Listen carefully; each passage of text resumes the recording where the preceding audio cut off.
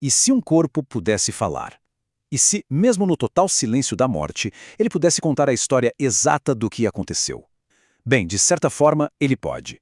Hoje, a gente vai mergulhar na fascinante linguagem da ciência forense para entender como os investigadores leem a testemunha silenciosa e transformam um silêncio em verdade. Pois é, essa é a pergunta que guia absolutamente toda a investigação forense. Um corpo não é só uma vítima, sabe? Ele é uma cena de crime em si mesmo. E o trabalho dos peritos é justamente esse: decifrar cada uma das pistas que ele contém para conseguir reconstruir os momentos finais de uma vida. Tudo, mas tudo mesmo começa aqui. Antes de se pensar em qualquer suspeito, em qualquer teoria, o corpo é a primeira e a mais importante de todas as evidências. É o epicentro e é a partir dele que toda a investigação vai se desenrolar. A análise cuidadosa dele é o que vai ditar o rumo de todo o caso. Pensem nessa metáfora. Se o corpo é um texto, a gente precisa de especialistas para ler.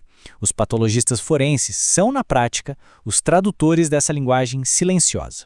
Eles analisam tudo, desde o formato de uma mancha roxa até as reações químicas que ainda acontecem no corpo, para montar o quebra-cabeça do que aconteceu. O primeiro capítulo dessa história quase sempre está escrito na pele. O estudo das feridas, que a gente chama de traumatologia forense, nos dá as primeiras pistas, e elas são cruciais. É aqui que a gente começa a entender a natureza da violência, o tipo de arma usada e a dinâmica do ataque. Olhem só essa diferença, porque ela é fundamental. Uma lesão por força cortante, tipo de uma faca, deixa bordas bem limpas, bem regulares.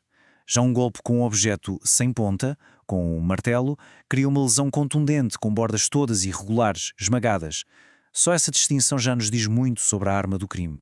Agora, as lesões de defesa. Essa talvez seja uma das descobertas mais importantes que um perito pode fazer. Porquê? Porque elas mudam a história completamente. Elas provam que a vítima estava consciente e estava lutando pela própria vida. Isso transforma a narrativa de uma morte passiva para um confronto violento. E onde é que essas lesões costumam aparecer? Geralmente, nas palmas das mãos, quando a vítima tenta, num ato de desespero, agarrar a lâmina, ou então na parte de trás dos antebraços, ao levantar os braços para se proteger de um golpe. Cada uma dessas marcas é um verdadeiro testamento de resistência. E aqui tem um detalhe técnico, mas que é absolutamente fascinante. Numa ferida de corte, a lâmina passa e corta tudo de forma limpa. Mas numa ferida contusa, a pele rasga e pequenas fibras de tecido, como nervos e vasos sanguíneos, podem ficar esticadas, intactas, formando umas pontes entre os lados da ferida. A presença dessas pontes de tecido é a assinatura de uma força contundente. É incrível. Ok, as feridas contam uma parte importante da história, mas nem sempre são a causa direta da morte. A próxima grande pergunta é: qual foi o último suspiro? E muitas vezes a resposta está na falta de algo essencial para todos nós: o ar. Vamos falar um pouco sobre asfixia. A asfixia é um processo terrível e acontece em fases. Primeiro, a fase cerebral, aquela luta desesperada por ar. Depois, vem a fase de excitação, com convulsões. Em seguida, a fase respiratória, que é quando a respiração para.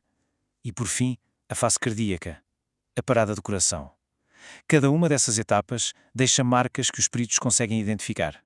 Agora, quando a causa da morte é constrição do pescoço, o desafio dos peritos se torna dramático.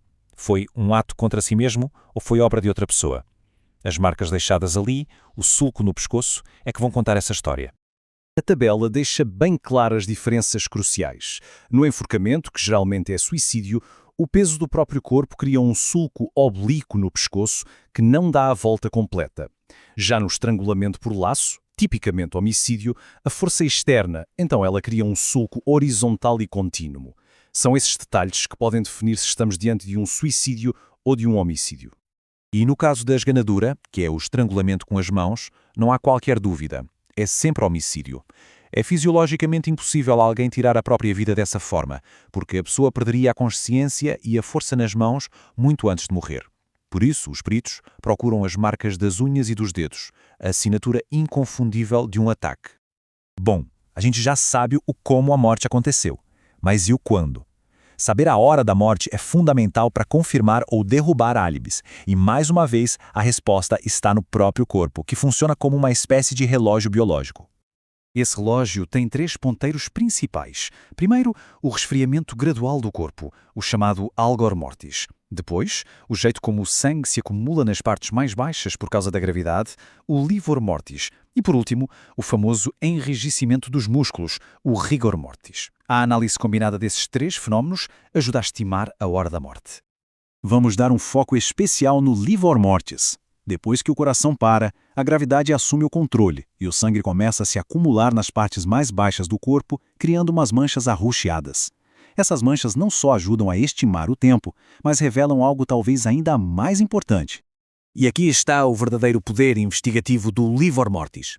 Imagina só, um corpo é encontrado de bruços, mas as manchas de sangue estão todas acumuladas nas costas. Isso é uma prova irrefutável de que o corpo foi movido horas depois da morte. É um sinal claríssimo de que alguém tentou manipular a cena do crime. Certo, já vimos as feridas, a causa da morte e o relógio do corpo. Agora é hora de juntar todas as peças desse quebra-cabeça. A ciência forense raramente se baseia numa prova só. O poder dela está justamente em combinar todas essas pistas para construir uma história final, uma narrativa coerente. E aí? A história contada pelas feridas, a causa daquele último suspiro e a hora marcada pelo relógio pós-morte, tudo isso começa a convergir. Um elemento confirma o outro, construindo um caso sólido e revelando, passo a passo, a sequência de eventos que levaram àquele momento final. Então, no fim das contas, a nossa testemunha silenciosa falou. E falou alto. Ela nos contou sobre a arma usada, sobre a luta pela vida, sobre a causa exata da morte.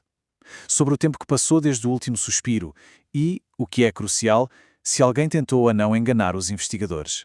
E assim, a história da testemunha silenciosa é contada. A ciência forense dá uma voz poderosa àqueles que já não a têm. Mas ler o livro não é o fim da história. A partir daí, a responsabilidade passa para o sistema de justiça, para garantir que essa verdade, revelada pela ciência, se transforma em justiça para a vítima.